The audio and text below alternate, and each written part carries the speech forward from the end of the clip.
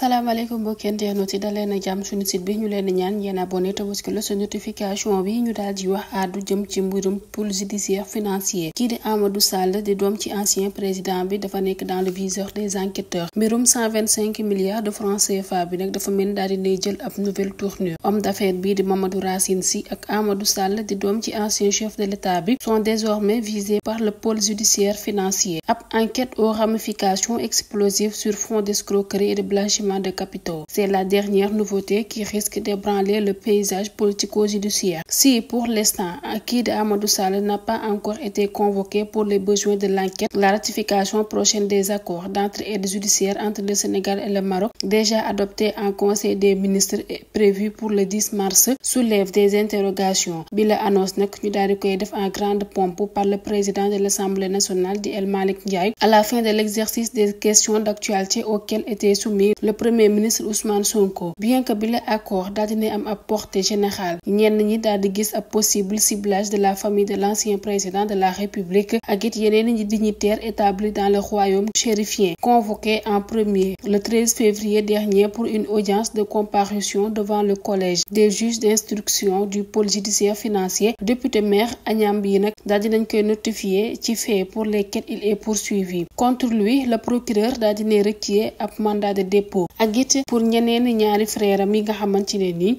ay complicité d'escroquerie sur les deniers publics et complicité de blanchiment de capitaux lañ leen di toppee ab délai de 15 jours nag ñu daal di ko koy accorder par le collège des magistrats instructeurs avec une nouvelle audience prévue ce jeudi 27 février. Selon le réquisitoire du procureur Kiri Seydou alias Tahirou Sarr ñu koy toppee comme auteur principal moom it également daal dinañ koy convoqué par le collège des juges d'instruction tey dina daal di ñëw présenté wu dans les locaux du PJF le 28 février ngir daal di tontu ci accusation d'escroquerie sur les deniers publics yi nga xamante ne daal dinañ ko koy tuumaal ak it association de malfaiteurs et de blanchiment de capitaux. D'après les informations de l'Observateur, toutes les autres personnes visées dans cette procédure, ku ci mel ni Mamadou Racine Sy, Amadou Macky Sall X, seront convoqués par le collège des juges d'instruction après les auditions de Farba et de Tahirou Sarr et en fonction de l'évolution des enquêtes. ñu daal di wax àddu jëm ci dossier secret de l'ancien régime lu ëpp ci 92 milliards de francs CFA vient d'être débusqué. Bu ñu sukkandikoo ci yéenekaay bi di Libération, les plus hautes autorités daal dinañuy décider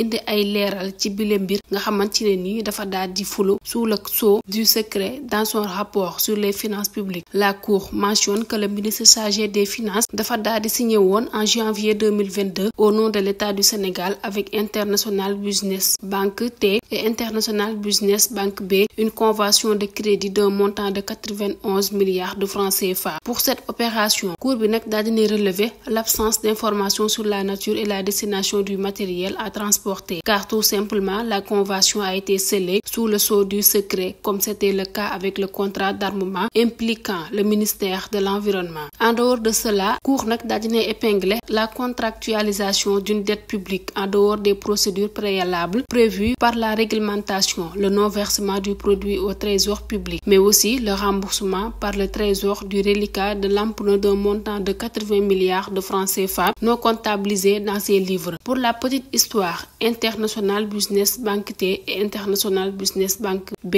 sont contrôlés par l'homme d'affaires burkinabé Mouhamadou Boungougou, par ailleurs patron du groupe Ebomaf. Moom Mouhamadou moomee nag ñu daal di koy xam comme étant proche de plusieurs chefs d'État africains. Le plus curieux encore est que dans le cadre de l'émission d'obligation par appel public à l'épargne lancée par l'État du Sénégal en mars 2023 pour un montant de 200 milliards de francs CFA, IB Bank T et International Business IB Bank T, IB Bank B daal dinañuy souscrire pour le montant de leur créance. Loolee nag mu di la créance initiale conclue dans les conditions non transparentes. Selon les mots de la Cour des comptes, daal dinañ koy rembourser par l'agence de prestation ngir rek daal di bàyyi place à une nouvelle créance régulière inscrite dans le portefeuille de la dette de l'État. Ba tey ñu daal di wax àddu jëm ci wàllum santé.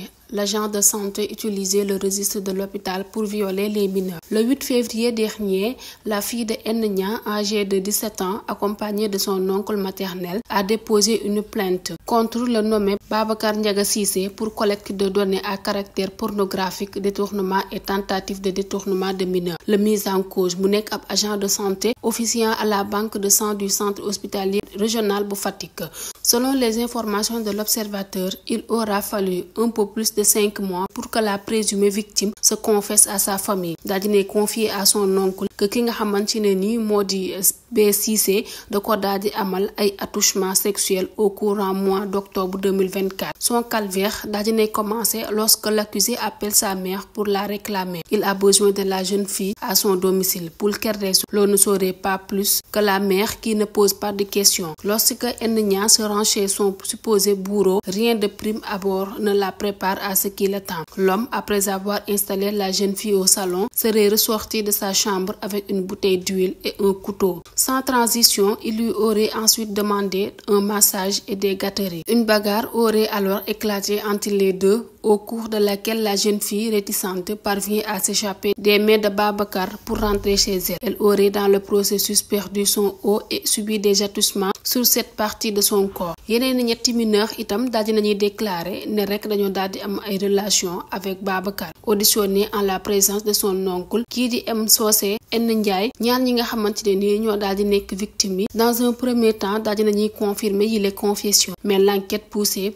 va révéler un sombre récit de papillonnage conjugal et penchant pédophile. De prime abord, kii di N Ndiaye n'est que la partie visible de l'iceberg de l'histoire, la première à sortir du bois. En poussant leurs enquêtes, les policiers de Fatick daal dinañuy découvrir yeneen ñetti histoire yoo xamante ni dafa daal di superposer à celle de N Ndiaye et qui mettent toujours en scène Babacar. Il y eut d'abord le triangle amoureux avec 2 sœurs toutes mineures. Bi la enquête nag daal di déterminer que le prédateur sort officiellement avec la seconde. Babacar m'a longtemps fait la cour. Il est venu jusqu'à ces mois pour demander mon numéro de téléphone. Loolee nag mooy kàddu ki nga xamante ne nii moo di victime bi mu janoo ak enquêteurs yi. Agent de santé bi nag daal di obtenir le numéro d'une de ses victimes par le répertoire de la banque de sang. L'indice est venu des confessions de N.D. Gueye.